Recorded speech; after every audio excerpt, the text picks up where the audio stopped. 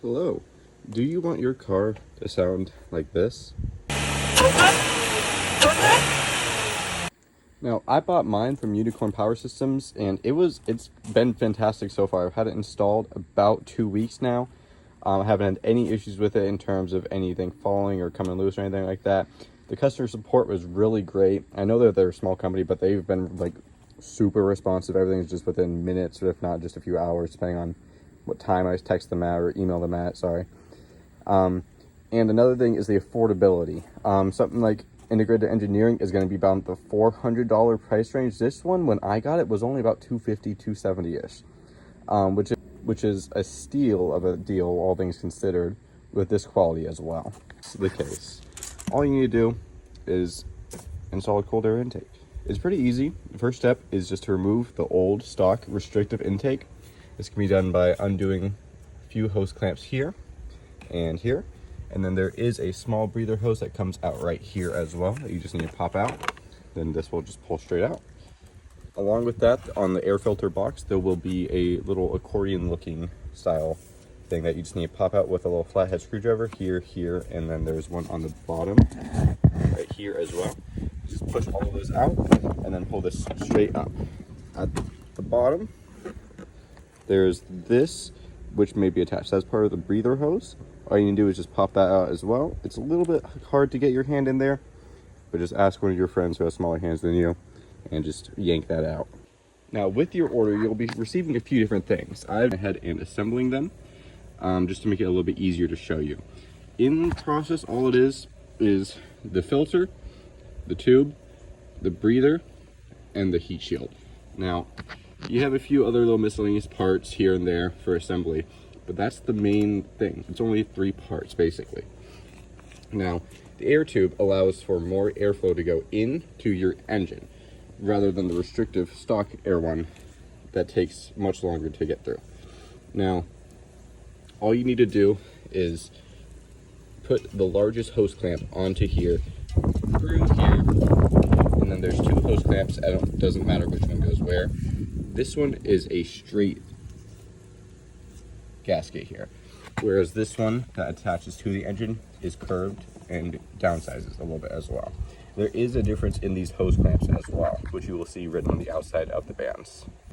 With the breather hose, there is a smaller one as well. It is 21 to 38 millimeters as opposed to the 80 to 100 that you see on the other ones. There's also a silver part that I've already installed into the engine bay.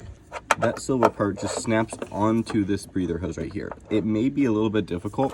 What I did is I pushed the breather hose with the silver part up against the frame like this just to get it to snap in.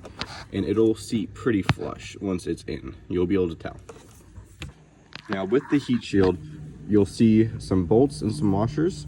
You just put the bolt on this side or the other side if that's what you prefer.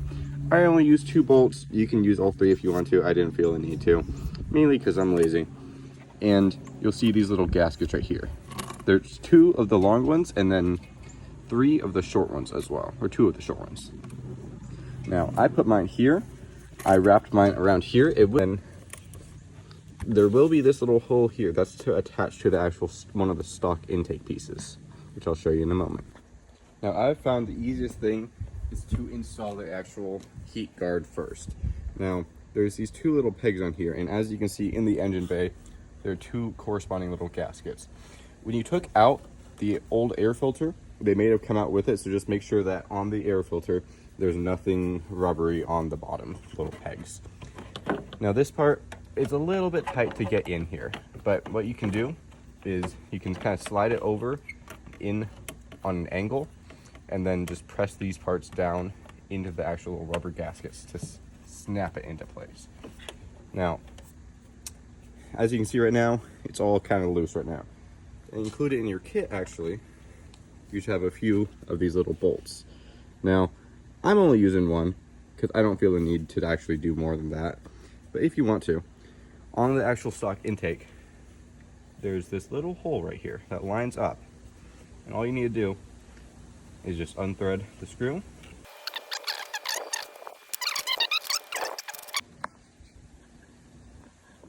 And now what you can do is, you see that little breather valve hose down there? that will slot pretty nicely onto the actual little filter here. It's pretty easy to do.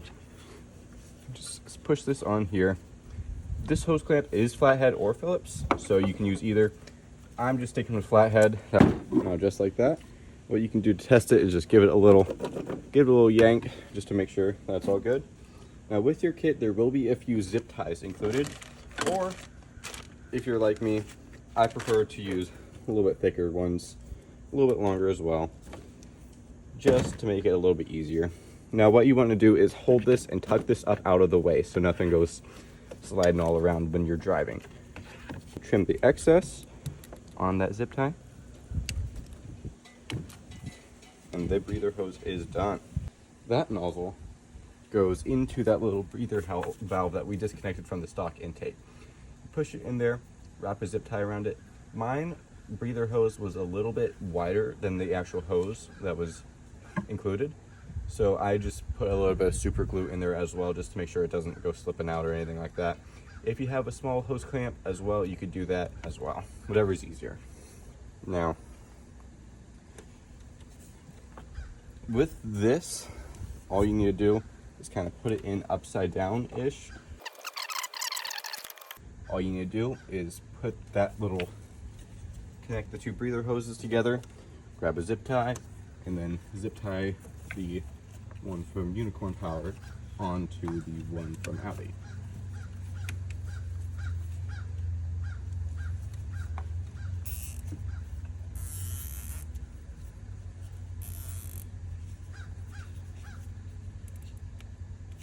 Make sure it's nice and tight. Trim the excess.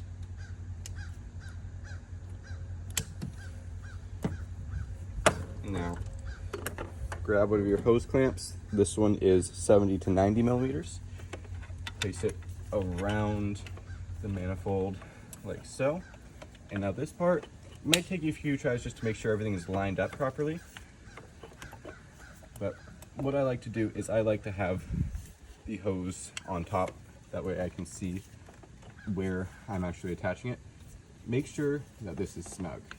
And you want to get that hose clamp close to where it would have been on the stock one, which is pretty darn close to the end as well. Now, you just hold it in place, grab either a flathead screwdriver or an 8mm wrench, and just tighten it up.